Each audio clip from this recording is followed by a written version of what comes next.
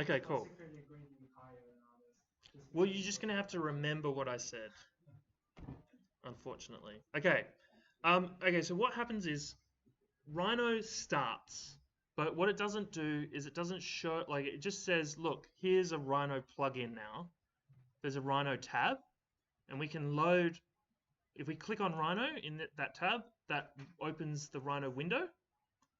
So see this Rhino, I'm going to close this Rhino. Actually, let's just copy this over.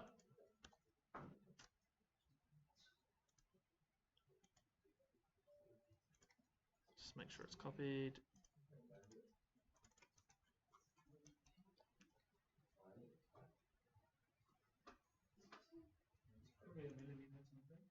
It's there. I've just closed the other Rhino, the standalone one. Do you guys see Rhino in the taskbar near the bottom?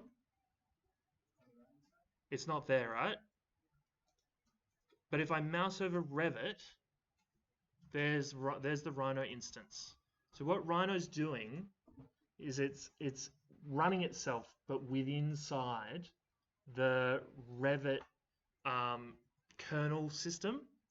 So Windows thinks it's part of Revit. And so if you want to access this Rhino, the one that's running inside Revit, you have to literally go through Revit. And that's hence why I think they've literally called it Rhino Inside, because it's literally inside, okay? If you open Grasshopper, you can do that either through through Rhino, or you can do it through this little Grasshopper button in Revit.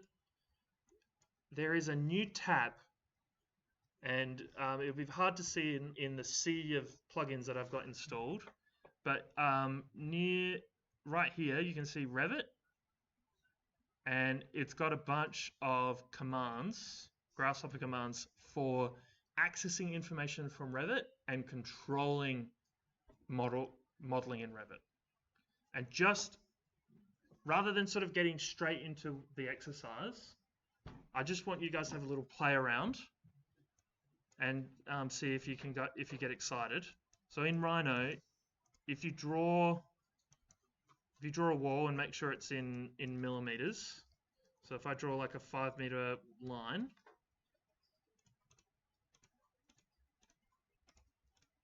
that's not 5 meters.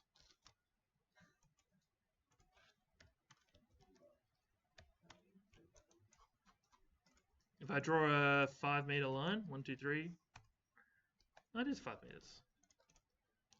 If I access that line, bring that into Grasshopper,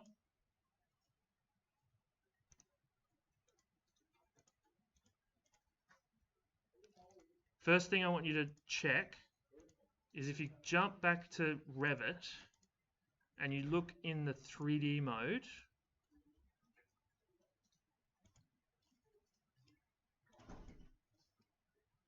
oh, I can't see anything. Can you? No.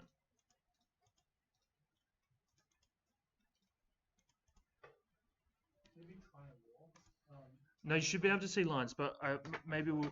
Huh? You can see like there's a green line, right? Yeah, it might just be mine's cropped or something. I'm going to go back to site. Plan. You can see it? Now, that is Grasshopper Geometry. So it works just like the dream world that Grasshopper is, right? You can't select it. You can't pick it in Revit. It's just a visual display of Grasshopper. You can see up here, there's shaded, wireframe, and off, which is just the same as the display settings in Grasshopper. So you can turn off whether or not Revit is going to display the geometry that you're drawing in Grasshopper.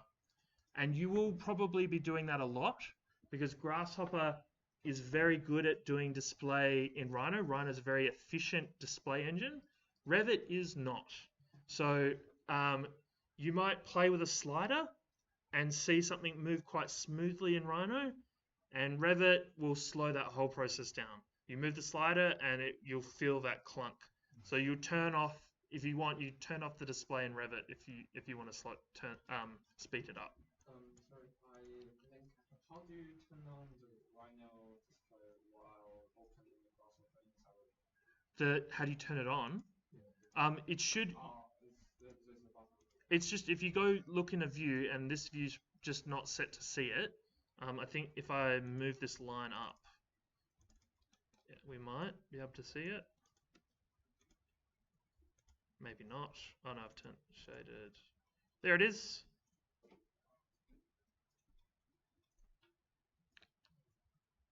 Oh, I see. Cool. Okay. Is everyone on the internet okay? Whoever's following along? Yeah, all good. Cool. Okay. So if I jump into Revit, the thing is, this is like, there's documents online to explain a few of these things. But if we just think about it, if we want to draw a wall, see there's a wall section here on the very right of the Revit tab. And by the way, I'm very much a ribbon tab advocate for Grasshopper, because if you only type stuff in, hello, then you only kind of know the options that you know, right? It's kind of like that knowing which document to download to get the right dimensions. You only know the ones that you know. Whilst going through and sort of exploring a plugin or exploring a section like this Revit through the ribbon, going to seeing wall and going, okay, well, what's actually in here? We've got add wall by profile, add wall by curve, query walls, analyze walls. There's a whole bunch of stuff there. I suggest go and explore this particular plugin to see what's available. And I recommend that because not of necessarily what you might be doing in this course, but what you might need to be doing in Revit in other courses. What I do know is no one can tell if you make something with Grasshopper and put it into Revit, no one can tell that was made with Grasshopper. So if you've got a class that says, no, we want you using Revit, we don't want you using Grasshopper, you can only use Revit, guess what? They can't stop you from doing that. They have no way of knowing.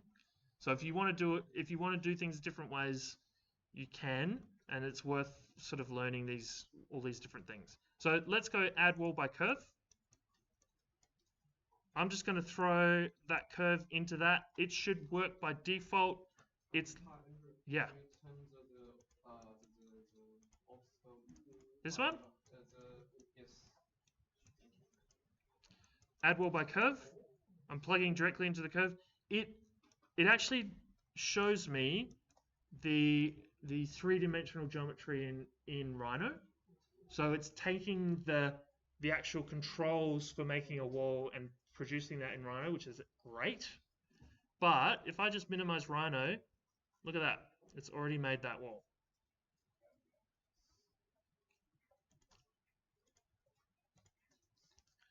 So can I just add one little quick thing on here? You can, yeah, sure. Grasshopper is, because it's auto-computing, like it always refreshes automatically if you add or delete or connect something. Yep. Yeah, so the session is always refreshed. And if you're adding a lot of walls, you probably want to lock the solver. What I generally do, guys, so what Leo's saying is, because Revit's slow, you might need to move into an environment where you have the solver disabled. Or you just do a button or something? Yeah. I'm going to get to that. I prefer a button as well. I'm in Leo's court, but some people like to disable it so that when they drag it out and they're ready, they then enable it. And you can enable this by hitting F5. That's probably the quickest way, or by hitting this play button or whatever, right?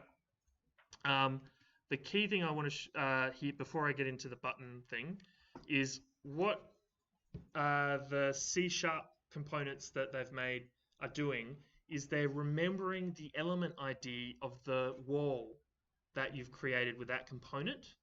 And so it, rather than baking and you end up having like 10 different walls just because you've edited it, what it's actually doing is it's replacing everything that that component made with whatever's new. So just by stretching that wall out, it stretched the wall out in Revit. If I jump back to Rhino again, and I put on that disabled solver, and this is why I need. Now we need 3 screens. Yes. Revit, Rhino, Grasshopper. I'll just move the wall over, and there we go. It's moved the wall fairly quickly, right? Cool. Okay, so then Leo mentioned a button, which is the method I prefer. Usually, the best way to do it, in my opinion, is chucking whatever geometry you want into a dispatch, putting a toggle like this. So this guy, it's only true when you're clicking him down, like so. Throwing that in. So whenever this is true, the output's going to come out of A. So there's that reference curve. Blam, blam, blam, blam, blam. And so plugging that in, it will get rid of the geometry. And we're ready to bake. Bloop. Oh, there's a problem. How do we solve that one? I don't have this kind. I don't have this problem. I don't know why. Why do I have this problem? Okay. I think it auto refreshes and it pushes the Yeah, null it into the curve. produces the null. Yeah. So how would you solve this problem, Andrew? Data dam. Yes, but data dams are a bit of a dick. Yeah. So no, we don't want to. Have you guys seen data dams? Yeah, it's a The problem, so data dams are cool. They like they'll stop the information coming through. So here I'm see how the A is producing a result. So see this A, the A output's giving us that curve. The data dam isn't. If I run the data dam, this is running. I think it's automatically refreshing as well. Yeah, it's automatically refreshing. You can actually tell data dams, hey, run always, and that just lets the information through. You can say, hey, delay, and then the information will come through after a few seconds, right? Neither of those things is what we want. What we need, and this is also a dick, is data recorder. Data recorder is also a problem. If you plug stuff into the data recorder, You have to manually destroy the previous exactly. control. Yeah, every time you add stuff to it, it runs. And so yeah, you have to manually destroy what's in there. So you can say, hey, limit this recording to a certain number, but this is the gripe. This is another gripe that I have with Grasshopper. Okay, certain Grasshopper components are amazing, like this data recorder. It's great, but they haven't allowed you to control some of its variables using inputs.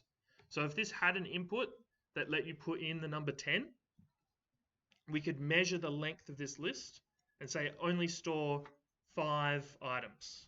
And then if that changed to 6 or it changed to 1 or whatever, it would be able to only store that number. But because it's manually inputted, it's basically it's worthless in my opinion. We could say, hey, only store 1, and then just have this guy sitting there, and as we refresh this, see it doesn't stack it. But if this ever changes to 2 curves or 3 curves, this data recorder is wasted. So look, for now, you might want to be, like, if it is ever becoming a problem, just check it on Disable Solver. I'm sure someone somewhere can think of maybe a Pythonic way of storing the information, there is definitely there.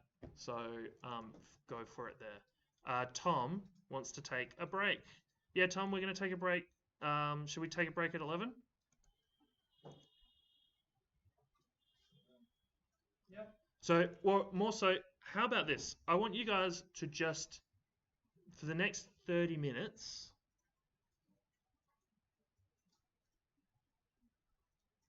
just have a play around with it. Have a play around with what you can push into Revit. There's a whole bunch of, there's walls here. If you scroll along, you've got build at the beginning, add beams, add stuff. We're going to be playing around with some of these things, but I want to let you guys sort of have a play with it before we delve any deeper in, because I'm sure you guys can learn stuff about this without my help. Are you cool with that? 30 minutes of playing, and if you want to do any other thing other than play around with it, do whatever. Yeah. So those people in person, the people online, just letting you know, I'm going to dismantle the ceiling so that we can look at the slab. So that's the benefit of coming in. You get me doing weird, wacky things. Okay, I'll see you guys in 30 minutes. This is what you want.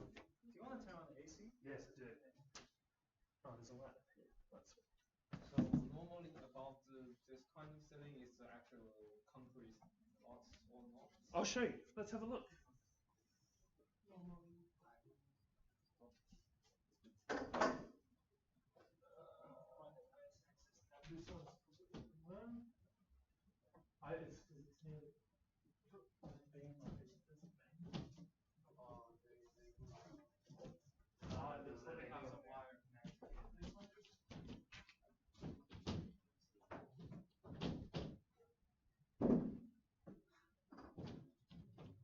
Maybe we should take a video and share this. It's going to be working at it. So.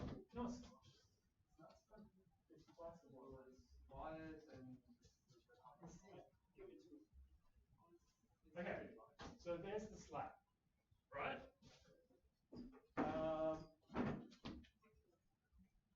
If you guys grab a table, Just be very, very careful. so it's your own.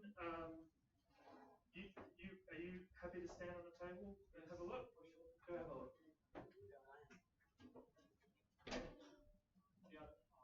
Okay, so see over there? There's a column. Can you see it over the apron? no, the air comes to see. Okay. On the right hand side, can you see anything? We can see one problem. That's probably not. Oh, yeah, probably here is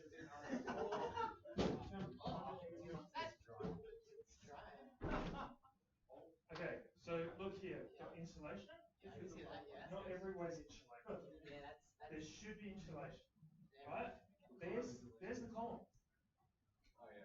right? See I can this? see it. Yeah, I can see it. That's a cladding on the concrete column. So there's the concrete column that goes up to the slab, and you can see there's no beam. So there's no beam that goes from there to there. It's just the slab. The slab is doing the structural work. Okay. Yeah, it is the beam. Or is the big one inside? Yeah, it's the slab. The slab is a beam. The slab is just like a solid It's a piece of bigger concrete. It's fine. with steel in it. With steel in it? Oh. It's reinforced concrete. Yep.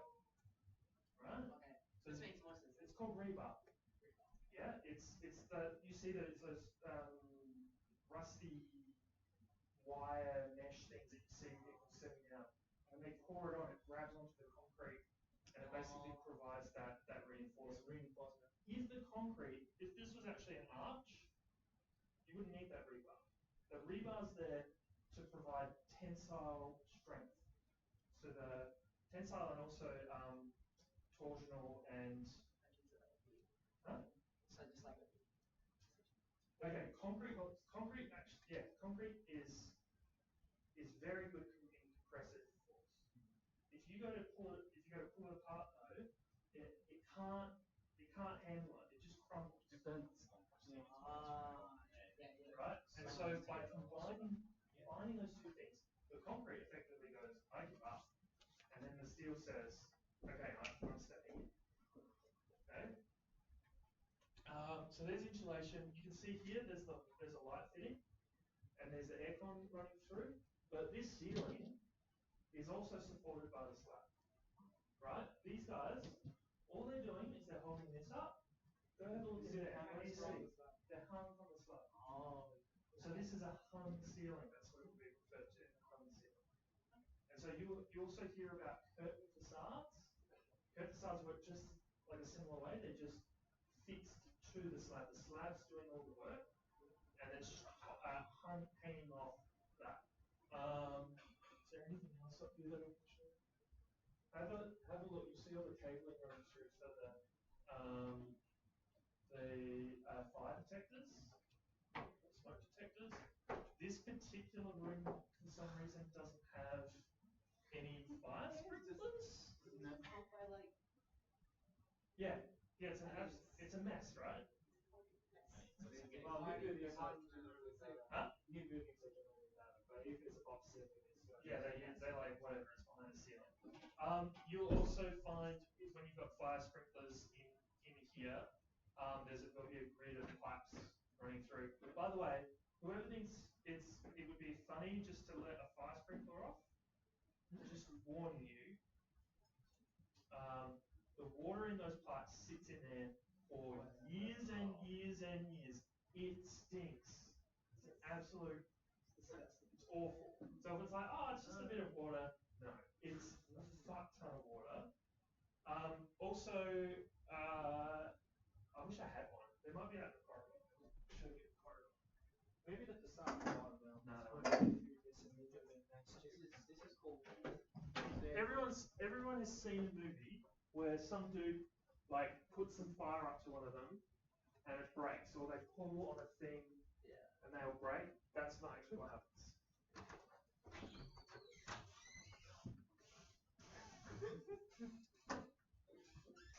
Nice job.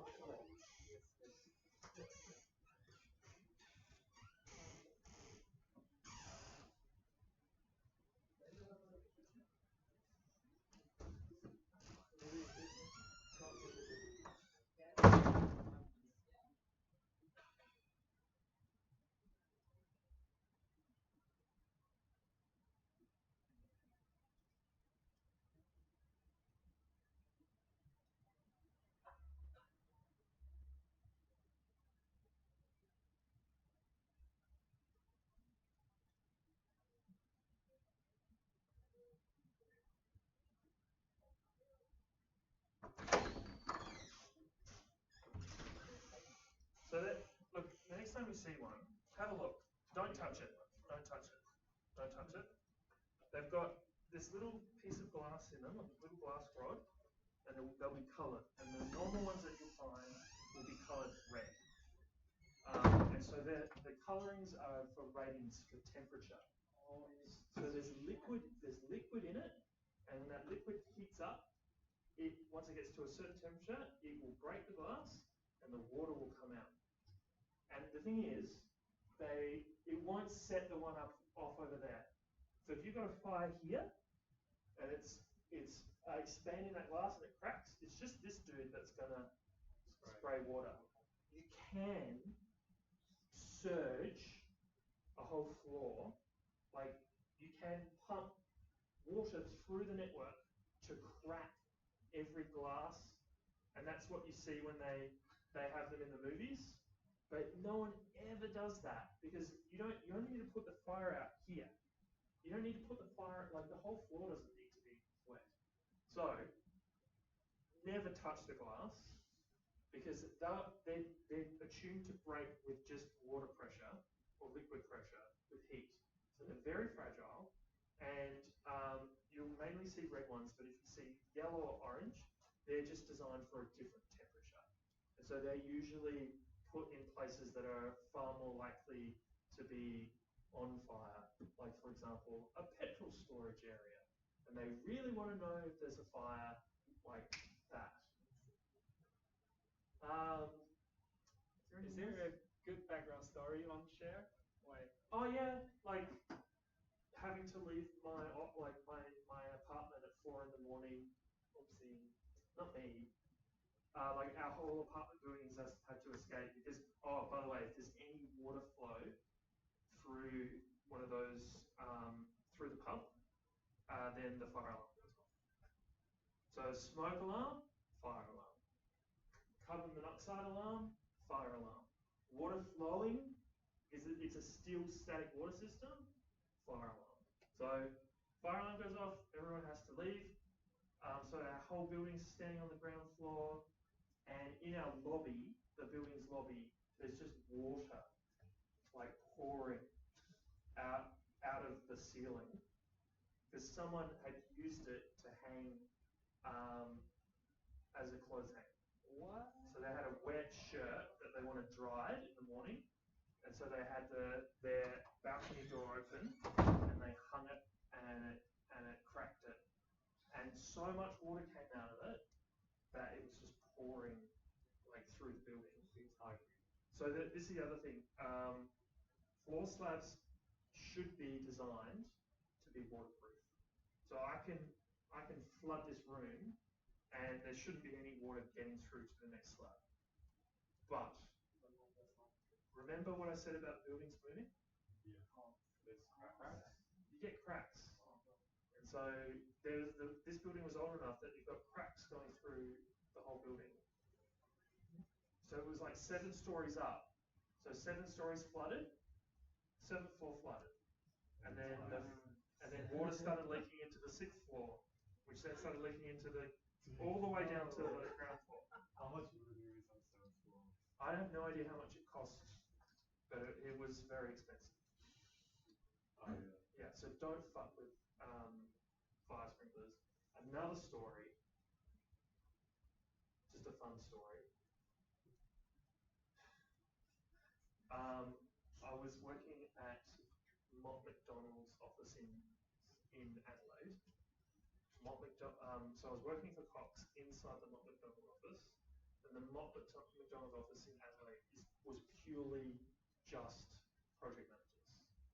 And whoever does become a project manager here, I mean this in the kindest way possible, but project managers are just professional assholes. It's just, I'm going to take my assholery and get money from it. That's what it is. And so these guys were absolute pricks. I hated them. That's so much. I love Motts in Sydney. They're great. Motts in Sydney are fantastic. The Motts team in Adelaide, I can't imagine any of them are still there. They were pricks. And so we were shoved in the worst place in the office, right next to the toilet, in the server room. And we were the furthest away from any window. We were there. I was next to the server room, and there was some work happening above. Like there was construction work in the floor above us. They were fitting it out. And one day I was just sitting there, and I heard this dripping noise, and I thought, someone's left the tap on in the toilet. These assholes don't know how to fucking turn off the taps in the toilet. We're in Adelaide. It's fucking dry. So I went and checked the toilet. There was no leaking in the toilet. So check the ceiling. No, and I just sat down and I just like, that's definitely water. So I'm like, listen at the server room door. It's locked. It's locked. So I went up to the IT guy and I'm like, I feel like I can hear water dripping in your server room. And he's like, fuck off. Basically. I'm like, no, I'm being serious. He's like, there's no taps in there. There's no aircon. There's no water dripping in there. Are you pissing up against the wall or something? I'm like, just check it. And so they came over and opened the door, and it was raining in their server room. What was his reaction? Huh? What was his reaction? He was like, oh fuck. Holy fuck. Fortunately, the room, there was the part of the room that was raining wasn't on the surface. But the floor was very close to the servers and close to the power points. And so I immediately rushed to go get like bins and put them under the leaking part of the ceiling. And what was interesting was the ceiling was slowly also growing where it was dripping. So we got all the ceiling panels off so that it would only drip. Like, it could flow faster, so it wouldn't flood. And then we were just basically grooming the water away from the server, whilst they went and worked out what the fuck had happened upstairs. Someone had left a tap on during construction, and it had flooded a whole fucking floor. Yeah, and so the one crack in that floor was right above this room. It could be a penetration or something in there somewhere. It wasn't a penetration. It was a crack. How old is that building? I don't know. It's probably from the 80s. So what kind of like waterproof system was put on the slab? Huh? Well, you just saw there. There's no. Did you see a rubber or plastic lining? No. Oh, there's nothing, right? So it depends. It depends. You can put waterproof linings. You can just rely on the fact that concrete will soak up the water. Usually, concrete soak up certain amount of water. If it's something that usually got wet, like kitchen or bathroom, usually waterproof the entire area. The problem is you don't want it to get wet. Because what's inside? What's inside this slab? No, what's inside the slab? And what happens to steel when it gets wet? And what does rust do? Like, if you go look at a rusted steel element, is it smooth? What happens to it? It grows. Have you guys heard of concrete cancer? Like, Is that the concrete stuff? Yeah. well, getting rusted is actually not too bad. This is the thing. When you see that rebar, why is it rust colored? You've seen rebar put down in slabs, right? Why is it rust colored? It's pre-rusted. Yep. It's pre-rusted because that then produces a layer of protection so that if it does get moist, you don't have that expansion that creates that concrete cancer. So that's what Leo's saying, like, water and rust isn't that much of a problem. But that's not to say that rust isn't always perfect. And all you have to do is get one certain part of it wet, and you'll start getting that expansion. And what can't concrete handle? Tension and bending. So it bends it, and you get that crack. Concrete cancer. And the thing is, when people go, concrete cancer, it's because you literally have to fucking dig out that whole area of concrete. Like, literally excavate it, clean up the steelwork, and then re-pour it. It's very expensive. Cool. So yeah, learning things that matter. How buildings get put together, a little bit.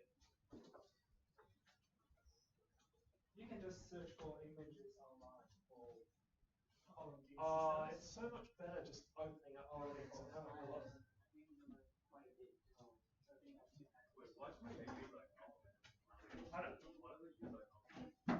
How strong aluminium? Also, I can tell you now, aluminium is not immune to decay. No metal is. Sorry, I was going downstream. Is there something that like they're gonna make excellent technology or something so like wrap it around? Rust? No, this right now, pre-rusting your steel is the best solution because you've effectively said, hey, we're going to start the process. So it's sort of get retarded and doesn't really act as You have a film of Kind of. But doesn't if you pre-rust it, it's actually very dense. I can't remember its formula, but it's more dense than actual rust you get in daily basis. They do it with a different chemical. They don't use water and salt.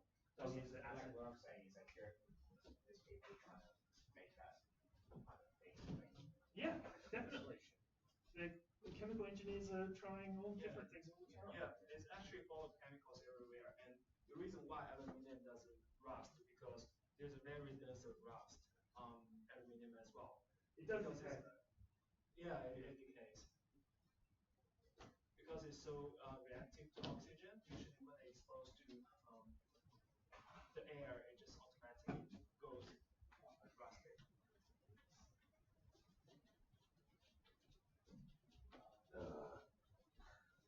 Maybe It goes in But this way. continue the other side. We're not gonna be very good subbing, are we? Huh? We're not gonna be very good subbing. Oh, you want to bet? They fucking just shove this shit in. They don't give a shit. So.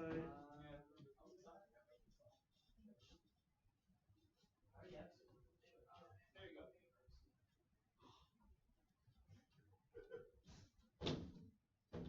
It's fucking black thing.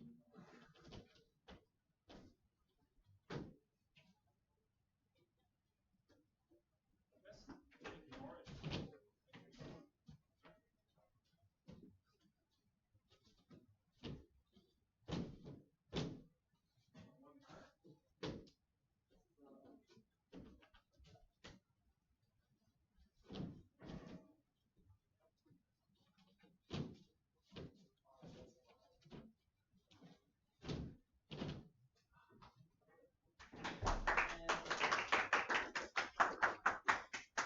It looks so different.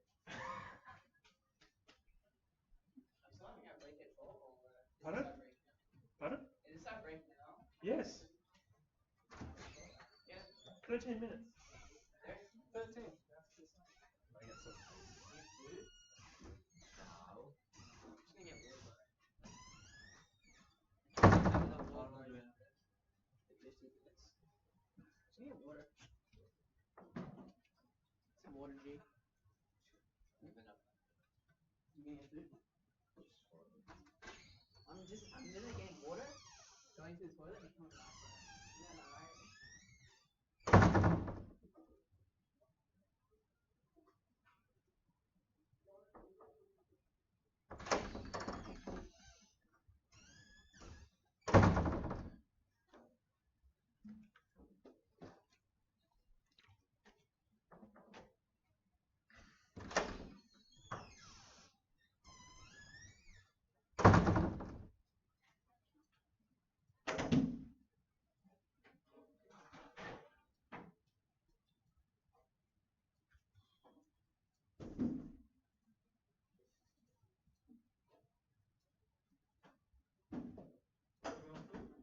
No, I'll probably wait till 2.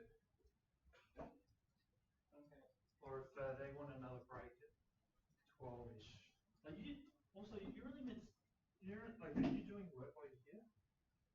You're only getting paid 2 hours, right? Yeah, 4 hours. Oh, sorry, 4 hours. Wait, I don't think. Wait a sec. I'm actually only got paid for 2 hours. Yeah.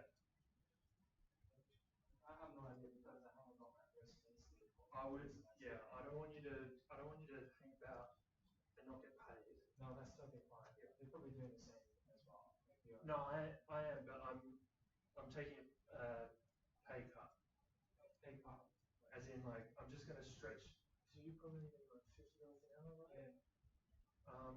They're paying me a little bit more, so I'll do the full 4 hours and just do it at a cheaper Okay. rate. But if you're getting paid less than $50 an hour, it's like, it's not worth it. $25 an hour. Well, if you know how much HDR pays for me, so this is actually better. They're paying, yeah, but they're probably not paying $25 an hour. It's about they comparing me with second year architectural graduate, probably because they're sponsoring the scholarship. Sure, but that's not that. Yeah, because you're getting a PhD. Yeah, sponsored by them, so that's. Yeah, so that's it's better than HDR, but not if you work 4 hours. Yeah. Well, yeah, I guess it's all fine. Yeah, it's better for PhDs to teach and just do your own stuff. Yeah, but I want you to. It's not fair, man. Hank does weird hear things, and he just says, oh, yeah, you tutor for 2 hours and you tutor for 2 hours. It's like, it doesn't work like that, hey. It doesn't work. Oh yeah, I remember what happens is I got paid for 4 hours for half of this semester. Yeah. Exactly like you said. Yeah. So, but actually I'm learning a lot from you. So I'm not complaining at all. I'm learning a lot from Rancy as well. A lot of people complain that students don't know about construction coming out of uni. And then I say, well, what do you actually want them to know? And they go, well, they don't know anything. But most of the stuff that you learn about construction, you learn in the industry. You don't learn, like I never learned this stuff at uni, and I've looked like I know it. But the thing is, I wouldn't know how to detail a flashing, because I've never done flashings. And these guys won't know how to do flashings because I don't even know what is flashing. Exactly. Okay, maybe I need to explain. We'll get to that later on in the term. But yeah, so knowing what something is, knowing UC or UB. Yeah. So I feel like just giving them just even like, oh, this is like, just go open up a ceiling and see what it is. It gives them so much more knowledge than not knowing. I agree. I strongly agree. I feel architecture or the entire FP school, maybe a lot, excluding construction management, is trying to teach arts degree to students. It is, yeah, it is. It's more liberal art. But if you're doing art, like if I'm a good artist, I need to know about what I'm using. You need to know about the oil or whatever, like what the material that you're putting artwork together. And this stuff, it needs to be built for it to be architecture. Yeah, exactly. Architecture used to be a science degree. Yeah. Yeah, Bachelor of Science. Well, we initiated Bachelor of Architecture. Hi, Jeremy. And for the ones who don't know construction at all, just take their way along this architecture degree. I don't think it's. Is this the first time someone's dismantled the building? Yeah. Try to observe construction sites if you have the chance. Lots of interesting things are going on. Do they like get the family class from Revit and then replicate it in Rhino? Yes. It can do that, yeah. How much did you guys know about categories, families, and types? Do you understand hierarchy? I'll cover. I can cover it. If you want to cover it, I've got actually. I got to refresh it. Check this out. So because they're building Rhino inside, McNeil have been writing documentation about Grasshopper for Rhino inside, which means they've had to explain things about Revit. But just be very careful. I think he's still deprecating a lot of. Yeah, I know. I've said it's in beta. It's always it's going to change. But the thing is, I started using Grasshopper when it was changing every week. Oh yeah. Grasshopper is so classic. Even for Rhino 5 version of Grasshopper script, it still works in nowadays. Yeah, because it's all it's all XML. Yeah. So simple. Check this out, man. So they've explained category, family, type, instance makes your element. All of those things together. Then in your Revit document, you've got design options, groups, bases, and work sets, and they are all. Yeah. No one's explained this to me. This way. Yeah.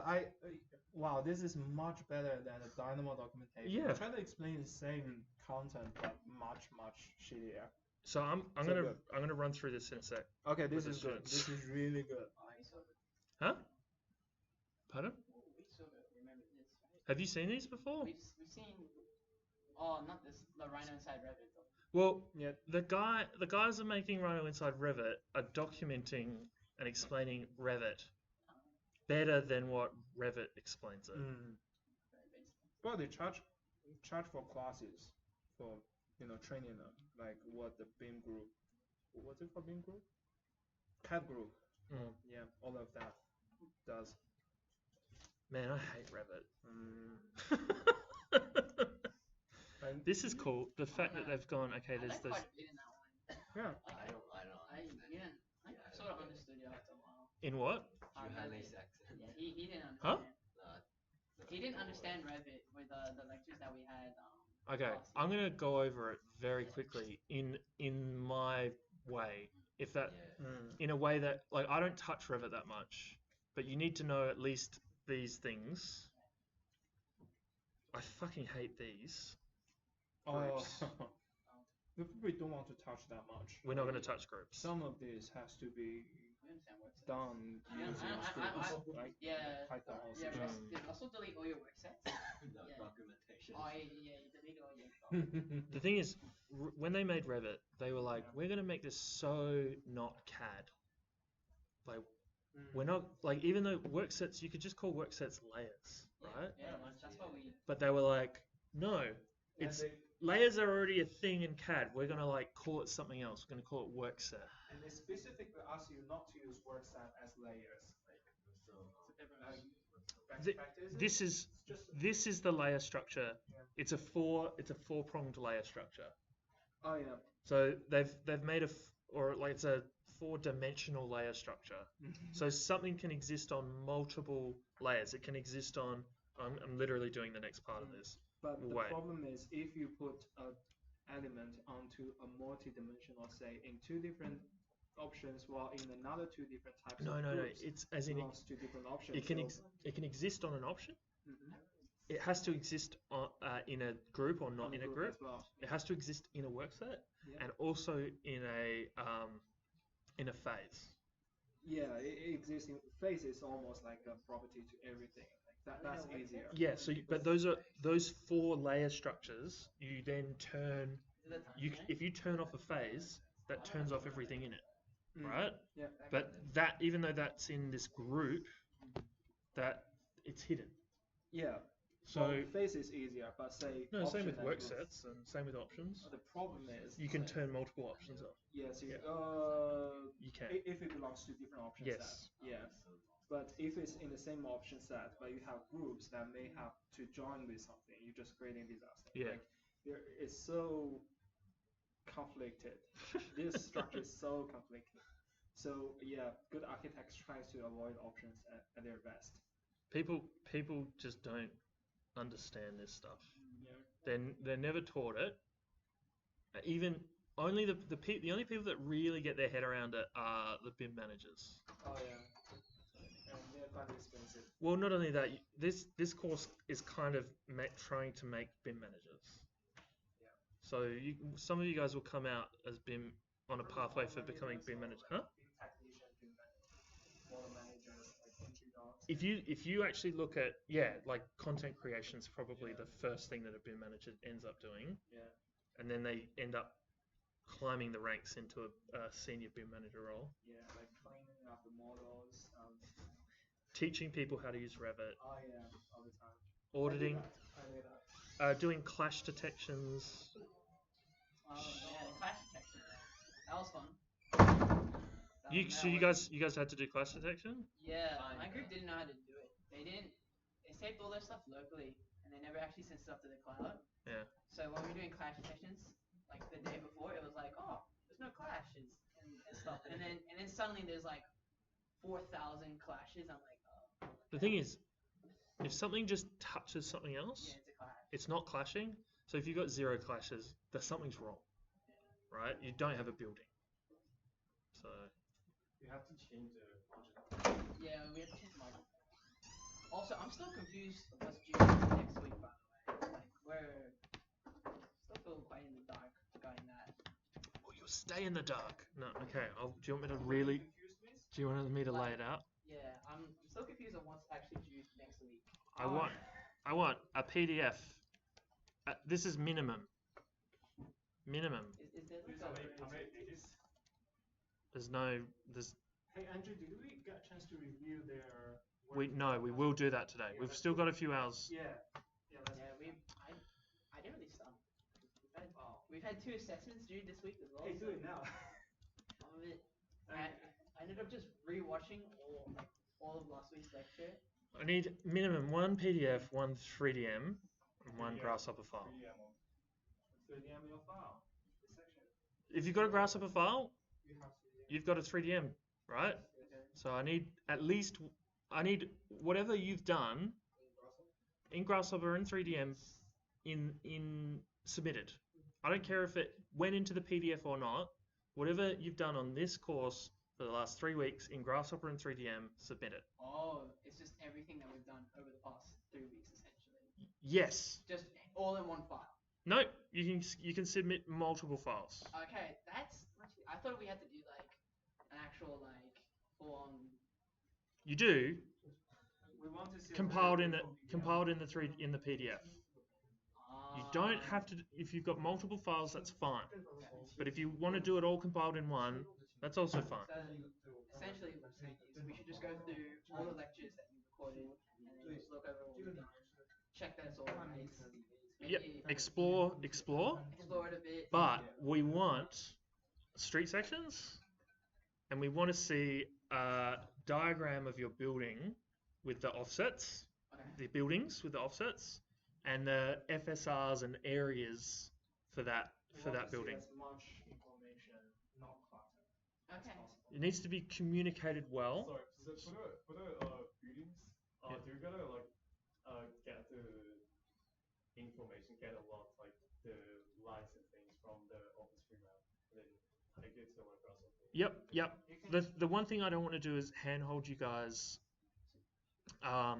So we were going to show you OpenStreetMap methods. We were, but I think there's plenty of information out there for you guys to get your building's footprint, the cadastre, into Rhino. If that means tracing a model, like tracing a satellite image, then you can do that. Okay. One thing I will point out, it's 11:33, so everyone's off their break, so everyone should be here. They're not here in person, but whatever. No, it's not even that far. It's like 5 minutes. It's like 5 minutes just down there. Google Maps is in the Web Mercator projection, which is what we're currently looking at here. What that means is this is a 2D representation of a 3D surface, compound surface, which means if I take Greenland and Australia and we actually drag Greenland through that projection, it's actually only this big compared to Australia. Oh. Okay, because this is the top of a sphere, right? And if you take the top of a sphere that's this small and you stretch it out, it becomes very, very big. So Antarctica is not this giant strip of land at the bottom of the Earth. It's a cap. It's a cap of land. Okay? What that means is, if you're ever looking at the world in 2D, there is going to be some distortion. And so if you go and trace something, if we just go and trace New South Wales in this system and measure its area, it will be different to the actual area of New South Wales. And you might find that your site will be a different size to in reality. It doesn't matter so much for this assignment. We're not building a building, so being 1 meter off doesn't matter, okay? But if you ever are actually tracing something off the internet in New South Wales, I suggest going to this website called 6maps. The reason 6maps is good, other than the fact that its satellite imagery is quite detailed and useful and it's free, it is showing you Sydney in the Sydney projection, not Web Mercator. So if I draw something and measure the area in 6maps, it will be giving. So if you take a screenshot, for example, it'll be more accurate than getting it from Google because of that distortion. Okay, so 6 maps. From that, you can go find your site and trace it if you really want. I'm cool with that. If you do trace it, you can see there's a little scale bar on the left there to get your scale right. So you can go find Macquarie Park. Macquarie Park's like up here somewhere. You go over tracing stuff in like the first lecture, right? Pardon? You go over tracing stuff in like the first lecture. No? What do you mean? You can. Oh, look, it's pretty simple. You take a screenshot and import it into Rhino. Do you know how to do it? Do you need me to talk you through it? It's gonna be, yeah. So like, look, at this zoom, that's 100 meters. So if you bring this image into Rhino, you just scale this so that it's 100 meters. So for the you want us to do the lanes and things, but like it has a certain like three map. So I want you to redesign the roads. oh wow. Look, we're only using Macquarie Park as an example here. We're going to change things. I want you to design roads because you might have to do that one day. Someone's done this work, right, already. I want you to redo it, change it up a little bit.